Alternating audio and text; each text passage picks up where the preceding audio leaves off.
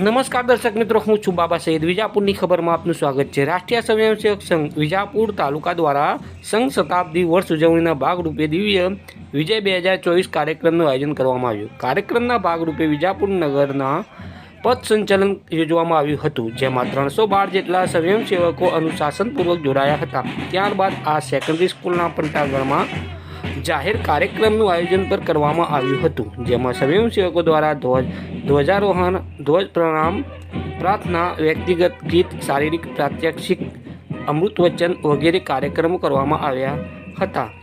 તેમજ કાર્યક્રમમાં મુખ્ય અતિથિ જયંતિભાઈ પટેલ, ડાયરેક્ટર દેવ ગ્રુપ તથા મુખ્ય વક્તા પ્રવીણસિંહ ગોહિલ, મહેસાણા વિભાગ શારીરિક પ્રમુખ દ્વારા બૌદ્ધિક માધ્યમથી માર્ગદર્શન આપવામાં આવ્યું હતું. આ કાર્યક્રમમાં વિજાપુર નગરના અને તાલુકાના 44 ગામોમાંથી સ્વયંસેવકો ઉપસ્થિત રહ્યા હતા, જેની માહિતી વિજાપુર તાલુકા કાર્યવાહ મનીષભાઈ ચૌહાણે આપી હતી. આવા રોજ નવા સમાચાર અને અપડેટ લઈને ફરીથી હાજર થઈશું. ત્યાં સુધી રજા આપો. વિજાપુરની ખબરને સબસ્ક્રાઈબ કરો, લાઈક કરો, કોમેન્ટ કરો. નમસ્કાર.